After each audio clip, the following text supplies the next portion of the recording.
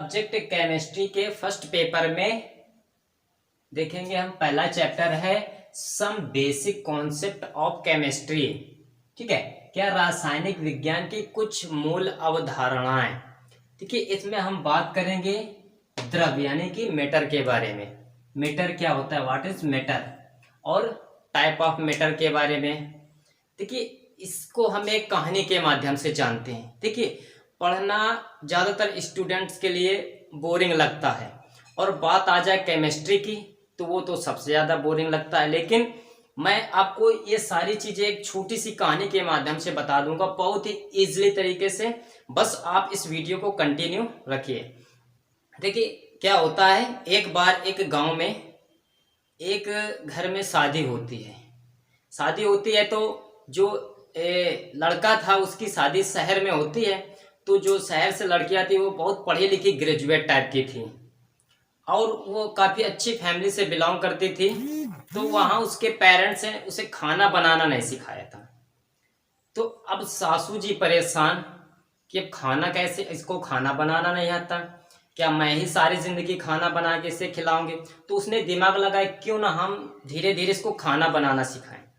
तो क्या करती है, अपनी बहू को ले जाकर किचन में ले जाती है और उसे कहती है, ये देखो, यहाँ जो कुछ भी दिखाई दे रहा है वो सब क्या है, एक किचन के अंदर है। ठीक है, किचन है, उसके अंदर जो भी दिखाई दे रहा है सब 3 रूपों में दिखाई दे रहा है। 3 रूपों में क्या दिखाई दे रहा। सबसे पहले उसने देखा कि एक डिब्बा था, एक डिब्बा जिसमें वो नमक के टुकड़े भरे हुए थे। यानी कि क्या था, नमक के टुकड़े कैसे होते, ठोस।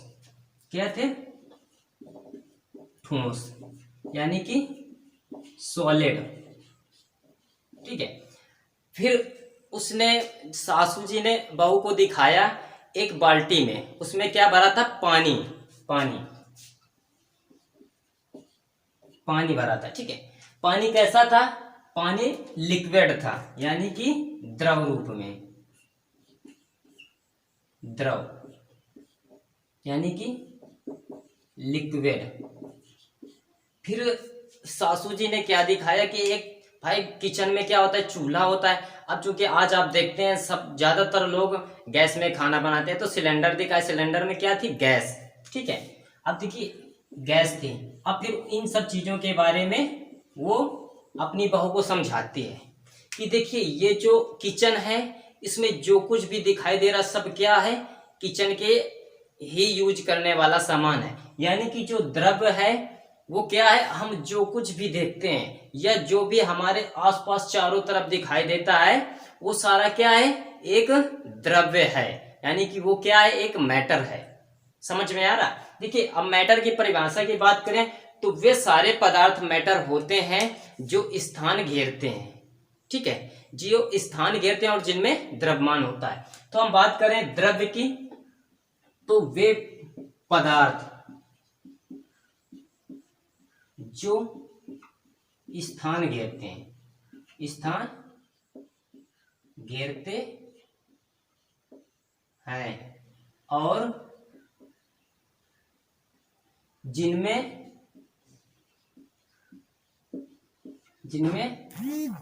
द्रव्यमान होता है, द्रव्यमान होता है, क्या कहलाते हैं, द्रव्य कहलाते हैं। यानी कि द्रव्य कहलाते हैं, ठीक है। अब आपको ये द्रव्य की परिभाषा तो समझ में आ गई। आप सीधे से, आपको ना ही याद करना है ना ही लिखना है। देखिए, आपको अगर केमिस्ट्री हो या फिजिक्स हो या बायो हो या मैथ हो, आप अगर ये चाहते हैं कि आप बहुत अच्छे से सब्जेक्ट को कवर करें, तो सबसे पहले एक बात हमेशा याद रखना, जो भी सब्जेक्ट आप पढ़ते हैं उसे अपनी लैंग्वेज में ढालना सीखिए।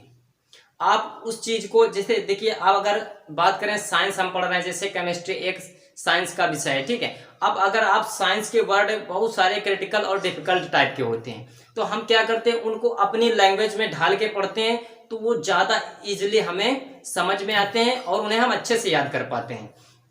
तो हर एक डेफिनेशन को हमेशा ये कोशिश करिए कि मैं उसे अपनी लैंग्वेज में ढाल के पढूं। ठीक है, अब देखिए, जैसे द्रव्य था, वे पदार्थ जो स्थान घेरते हैं, जैसे मान लेते हैं, अब देखिए ठोस पदार्थ है, कोई भी हो स्थान घेरता है, उसमें एक द्रव्यमान होता है, वो क्या हो गया, ठोस द्रव्य का एक पार्ट हो गया। ठीक है, मान लेते हैं पानी है, उसमें भी एक द्रव्यमान होता है, वो भी स्थान घेरता है, वो क्या हो गया, ये द्रव्य का ही एक पार्ट हो गया। ठीक है, अब जिससे बात करें गैस, तो गैस क्या है, वो भी एक द्रव्य का ही पार्ट है, क्योंकि उसमें भी कुछ ना कुछ द्रव्यमान होता है और वो भी कहीं ना कहीं स्थान घेरती है। अब देखिए द्रव्य की परिभाषा आपको समझ में आ गई, वे पदार्थ जो स्थान घेरते हैं और जिनमें क्या होता है, द्रव्य होता है, जो स्थान घेरते हैं और जिनमें क्या द्रव्यमान होता है। ठीक है, अब देखिए ये जो द्रव्य होता है ये 3 प्रकार का होता है, द्रव्य 3 प्रकार का होता है, 3 प्रकार का होता है। ठीक है, अब देखिए फर्स्ट टाइप होता है ठोस, यानी कि देखो जो सासू जी थी उसने बहू को ये तो समझा दिया कि ये सारा क्या है, किचन है, यानी कि एक द्रव्यमान है। अब किचन में 3 प्रकार से चीजें पाई जाती हैं, एक ठोस रूप से और एक द्रव रूप से और एक गैस रूप से। सबसे पहले जो सासू जी थी वो बहू को बताती है ठोस के बारे में, यानी कि ठोस क्या है, ठोस की परिभाषा क्या है। उसने क्या किया, एक नमक का टुकड़ा उठाया और उसे दिखाती है, कहती है इसे देखो इसमें क्या दिख रहा है। तो उसने जब नमक का टुकड़ा देखा तो भाई वो तो मतलब कन्फर्म ये डिफिनेशन तो क्रिएट नहीं कर सकती थी। तो बहू सास ने बताया कि देखिए जो भी क्या होता है, जिस पदार्थ में आकृति और आयतन निश्चित होता है वो क्या एक ठोस के अंतर्गत आता है, यानी कि वे पदार्थ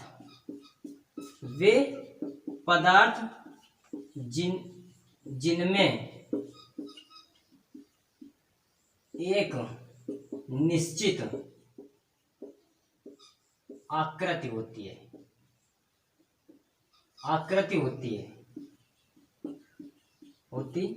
है और आयतन होता है,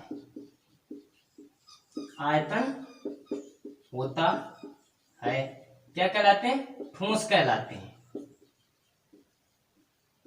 ठोस कहलाते हैं। अब देखिए नमक का जो टुकड़ा था उसमें क्या थी, एक निश्चित आकृति थी। ठीक है, और आयतन होता है। अब आयतन क्या होता है, आयतन वो होता है जिसमें लंबाई भी होती है, चौड़ाई भी होती है और ऊंचाई भी होती है, यानी कि जिस पदार्थ में लंबाई भी हो, चौड़ाई भी हो, ऊंचाई भी हो और क्या हो, एक निश्चित आकृति हो, किसके अंतर्गत आते हैं, ठोस के अंतर्गत आते हैं।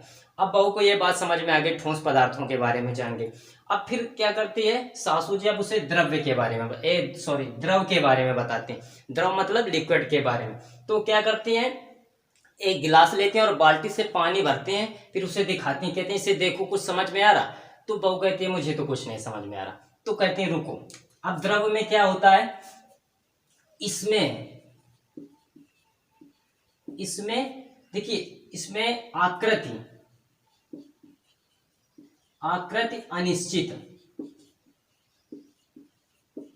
अनिश्चित तथा आयतन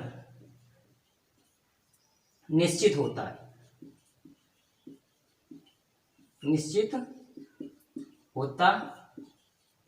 है, मतलब क्या हुआ, जो द्रव होता है उसमें आकृति, भाई गिलास में जब उसने पानी भरा तो उसने गिलास के जैसा आकार ले लिया, लेकिन उसमें लंबाई, चौड़ाई, ऊंचाई यानी कि आयतन तो था। लेकिन फिर उसने क्या किया, एक जग लिया, उसमें पानी भरा तो वो उसमें उसका आकार ले लिया। तो उसने जब सासू ने बहू को बताया कि देखो जो द्रव होता है उसमें क्या होता है, आयतन तो निश्चित होता है लेकिन उसकी कोई आकृति निश्चित नहीं होती। अब ये बात सासू बहू को तो समझ में आ गई। फिर इसके बाद जब सासू जी ने क्या किया, फिर उसको गैस के बारे में बताया, गैस क्या होती है। तो देखिए गैस में क्या होता है, इसमें आकृति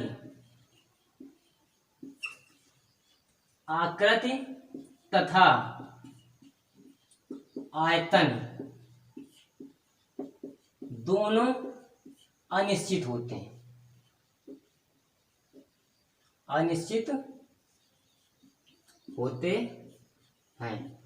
अब देखो सासू जी ने बताया कि जो सिलेंडर में गैस भरी है इसकी कोई आकृति बना सकता है, नहीं बना सकता। और जो आयतन होता है इसको कोई आयतन नहीं ना, क्योंकि वो कण के रूप में है। अगर आप खोल देंगे वो एटमॉस्फेयर में फैल जाएगी। ना तो उसमें किसी को लंबाई पता है, ना उसकी कोई चौड़ाई नाप सकता है, ना उसकी कोई ऊंचाई नाप सकता है। तो क्या हो गया, जो गैस है ना उसमें आयतन निश्चित है और ना ही आकृति निश्चित है। अब ये फ्रेंड्स मैं आपको बता दूं फ्रेंड्स, आप बहुत ही अच्छे तरीके से द्रव्य, ठोस, द्रव और गैस के बारे में जान चुके होंगे। अब हम बात करते हैं द्रव्य का वर्गीकरण। ठीक है, अब देखिए हम बात करते हैं द्रव्य का वर्गीकरण। फ्रेंड्स, मैं आज आपको बताऊंगा केमिस्ट्री कितना इंटरेस्टिंग सब्जेक्ट है और इसे हम कितने अच्छे तरीके से पढ़ सकते हैं, याद कर सकते हैं और बहुत ही इंजॉय कर सकते हैं केमिस्ट्री के साथ में। फ्रेंड्स, बस आप वीडियो को पूरा देखते जाइए। अब हम बात करेंगे द्रव्य का वर्गीकरण। द्रव्य का वर्गीकरण कैसे हुआ, कितने प्रकार से हुआ।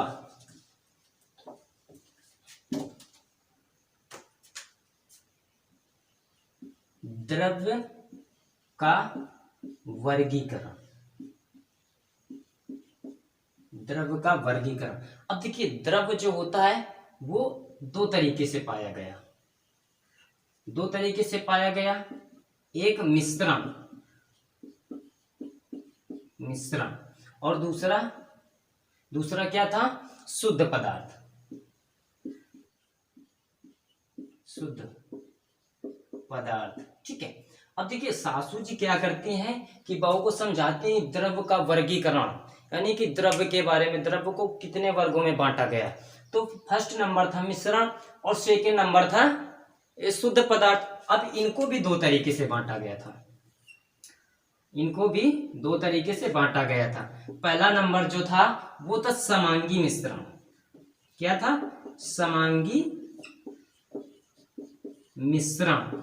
और दूसरा जो था वो क्या था, विसमांगी मिश्रण, विसमांगी मिश्रण। अब देखिए जो शुद्ध पदार्थ था, अब देखिए जब सासू जी ने मिश्रण के बारे में बताया दो तरीके का होता है, तो फिर बहू सोचने लगी चलो ये दो तरीके का होता है, इसको भी देखते हैं। तो बहू फिर जब बहू पूछती है कि शुद्ध पदार्थ भी कुछ ना कुछ या कोई ना कोई तरीके का होता होगा, तो बहू सास कहती बिल्कुल होता है, वो भी दो तरीके का होता है। और वो कौन कौन से तरीके होते हैं, पहला होता है तत्व, तत्व, और दूसरा होता है यौगिक, यौगिक। ठीक है, अब क्या करती है, अब देखिए अब ये सारी चीजें देख के बहू का तो दिमाग चक्कर काटने लगता है। अब वो परेशान होने लगती है, यार किचन में क्या क्या होता है, यानी कि द्रव्य के अंदर क्या क्या होता है। अब वो सोच में पड़ जाती है। लेकिन जो सासू थी वो बहुत ही समझदार थी, होशियार थी, वो एक एक स्टेप बाय स्टेप सारी चीजें क्लियर करती जाती है। अब फिर बात आती है मिश्रण की। देखो सबसे पहले बताती है मिश्रण, व्हाट इज मिश्रण, यानी कि व्हाट इज सॉल्यूशन, सॉल्यूशन क्या होता है। देखिए अब जब सासू समझाती है बहू को कि मिश्रण क्या है, वो क्या करती है, जाती है चूल्हे में गैस जलाती है और एक भगोना लेती है और उसमें दाल बनाने के लिए रख देती है। अब दाल में बनाने के लिए सबसे पहले तो पानी रखा, फिर उसमें दाल डाला, फिर नमक डाला, फिर मिर्च डाला, फिर टमाटर डाला, धनिया डाला, प्याज डाला, यानी कि बहुत सारी चीजें डाली। तब क्या बना जाए कि दाल बनी, यानी कि मिश्रण बना। यानी कि मिश्रण की परिभाषा क्या होती है, दो या दो से अधिक, दो या दो से अधिक पदार्थों को मिलाने से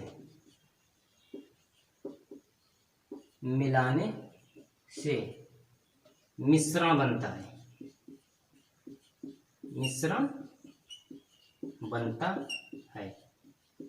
यानी कि जो दाल थी वो जब पक के तैयार हो गई तो क्या बन गए, मिश्रण बन गए। अब उस दाल में देखिए दो या दो से अधिक पदार्थ मिले थे कि नहीं मिले थे, उसमें टमाटर, धनिया, मिर्च, लहसुन, प्याज, अदरक, नमक, मिर्च, सारी चीजें मिली थी। ठीक है, तो अब क्या हुआ, धीरे धीरे बहू को मिश्रण समझ में आ गया। अब फिर सासू बहुत समझदार थी, चलो एक डिफिनेशन तो इसको मैंने समझा दिया, अब दूसरी बताऊंगी तो ये हो सकता है कि दो कंफ्यूज हो जाए। तो फिर क्या करती है, उसने क्या बनाया, फिर दूसरे चूल्हे में वो सब्जी बनाने के लिए रख देती है। अब जब सब्जी बनाती है यानी कि समांगी मिश्रण, अब हम बात करेंगे समांगी मिश्रण के बारे में। समांगी मिश्रण, मिश्रण। अब देखिए, अब जो सास थी ना, वो बहू से कहती है कि अब मैं बता रहा तुम बनाओ, ठीक है। तो सास क्या करती है, उसे बताती है पहले आलू की सब्जी बनानी है तो आलू काटो, इतनी आलू काटो, फिर उसमें इतनी प्याज डालो, फिर इतनी लहसुन डालो, फिर इतना टमाटर डालो, फिर इतनी मिर्च डालो, इतने नमक डालो। वो क्या करती है, सबकी एक निश्चित मात्रा बताती है कि इतनी इतनी चीजें डालो, तब बढ़िया एक बेटर सब्जी तैयार होगी। यानी कि समांगी मिश्रण क्या होता है, वे पदार्थ, अरे वो सॉल्यूशन या वह मिश्रण, वह मिश्रण, मिश्रण जिसमें सभी पदार्थ एक निश्चित, क्या, निश्चित मात्रा में मिले होते हैं, मिले होते हैं। यानी कि क्या होता है, समांगी मिश्रण क्या होता है, समांगी मिश्रण में यानी कि समांगी जो सॉल्यूशन होता है उसमें जितने भी पदार्थ मिले होते हैं, दो या दो से अधिक पदार्थ जो मिले होते हैं, उनका एक अनुपात होता है, यानी कि एक उनकी एक निश्चित मात्रा होती है मिलाने की। तो वो जो सॉल्यूशन बनता है यानी कि जो मिश्रण बनता है वो बनता है समांगी मिश्रण, ठीक है। अब बात करते हैं विसमांगी मिश्रण की। विसमांगी, ठीक है। मिश्रण आपको समझ में आ गया। अब मिश्रण को जब सासू जी ने बहुत अच्छे से समझा दिया, फिर इसके बाद समांगी मिश्रण को समझा दिया। अब बारी आती है विसमांगी मिश्रण को, तो फिर क्या करती है, फिर बहू, नहीं सॉरी सास, अपनी बहू से कहती है कि ऐसा करो, अब मैं खड़े होके देख रही हूँ, अब तुम अपनी मर्जी से कोई एक सब्जी बनाओ, ठीक है। तो अब बहू क्या करती है विसमांगी मिश्रण में, देखिए विसमांगी मिश्रण। अब बहू क्या करती है, अब भाई उसे तो किसी प्रकार का नॉलेज नहीं था कि किस सब्जी में कितनी किस पदार्थ की मात्रा होनी चाहिए, तो वो क्या करती है, लौकी की सब्जी बनाती है। अब लौकी की सब्जी में उसने लौकी जैसे तैसे काटा, भगोने में डाला, तेल डाला, फिर उसमें नमक डाला, मिर्च डाला, सब सारी चीजें डाली, मतलब जितने जितने चीजें थी उसने डाली, ठीक है। जो भी उसे नजर आए, नमक, मिर्चा, धनिया, हल्दी, सारी चीजें उसने डाली, ठीक है।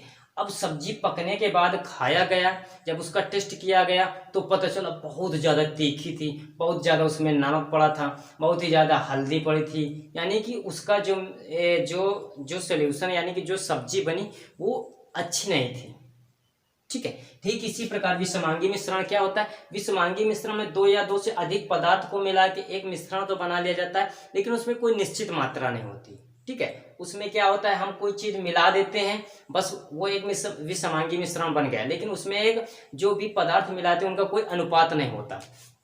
तो विसमांगी मिश्रण वह मिश्रण जिसमें पदार्थ की कोई निश्चित मात्रा नहीं होती है, ठीक है। यानी कि विसमांगी मिश्रण क्या कहलाता है, वह कहलाता है, विसमांगी मिश्रण वह मिश्रण होता है जिसमें पदार्थ तो दो या दो से अधिक हम मिला देते हैं, लेकिन उनकी कोई निश्चित मात्रा नहीं होती, जो जितना मन में आया हम मिलाते गए, यानी कि वो जो सोल्यूशन बनेगा वो बेटर देन नहीं होगा, ठीक है। अब आपको देखिए द्रव का वर्गीकरण में मिश्रण समझ में आ गया, समांगी मिश्रण समझ में आ गया और विसमांगी मिश्रण समझ में आया। अब शुद्ध पदार्थ की बात करते हैं, ठीक है। शुद्ध पदार्थ बहुत ही इजीली तरीके से बता रहा हूं मैं आपको, बस आप वीडियो को एक भी स्किप मत करिएगा, ठीक है। फर्स्ट नंबर आता है शुद्ध पदार्थ,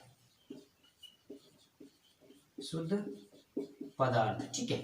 अब देखिए सासू जी क्या करती हैं, एक घी का डिब्बा लाती हैं, ठीक है, और बहू को दिखाती है, कहती है देखो शुद्ध देसी घी है, शुद्ध देसी घी है। यानी कि शुद्ध पदार्थ क्या होता है, वे पदार्थ जिनमें मिलावट नहीं होती, क्या, वे पदार्थ जिनमें मिलावट नहीं होती, मिलावट नहीं होती है। ठीक है, अब जो शुद्ध पदार्थ होते हैं वो तो बहुत इजीली तरीके से बहुत समझ जाती कि यार वो जो पदार्थ हैं वो सारे पदार्थ शुद्ध होते हैं जिनमें मिलावट नहीं होती, वो क्या होते हैं, शुद्ध पदार्थ होते हैं। अब देखिए शुद्ध पदार्थ के दो भाग होते हैं, एक तत्व होता है, एक यौगिक होता है। अब ये तत्व और यौगिक कैसे जानेंगे? ठीक है, अब क्या होता है, जैसे हम बात करें तत्व की, तत्व, अब देखिए तत्व वे पदार्थ होते हैं जिनके प्रत्येक भाग का परमाणु क्रमांक समान होता है, यानी कि वे पदार्थ जिनके प्रत्येक भाग का परमाणु क्रमांक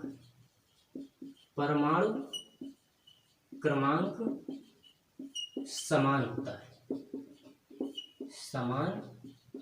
होता है, क्या कहलाता है? तत्व कहलाता है। ठीक है, यानी कि तत्व कहलाता है। ठीक है, अब बात करें यौगिक की। ठीक है, अब यौगिक क्या होता है वो भी देख लेते हैं। देखिए यौगिक, जो यौगिक होता है,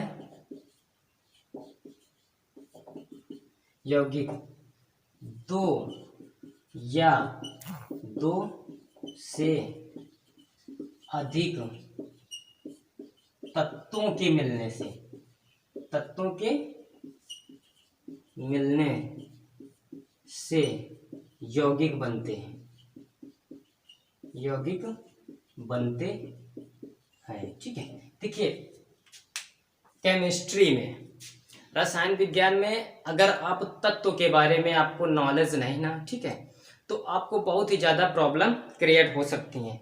ठीक है, मैं आपको बता रहा हूँ, आप मेरे वीडियो को कंटिन्यू देखते रहिए। मैं आपको तत्व क्या होता है उसकी बहुत ही शॉर्ट ट्रिक बताऊंगा आपको। देखिए केमिस्ट्री में मास्टरमाइंड बनने के लिए आपको कम से कम 30 तत्वों को विथ परमाणु क्रमांक यानी कि atom numbers and atom weight यानी कि परमाणु भार, इन चीज़ों का नॉलेज होना बहुत ज़्यादा ज़रूरी है।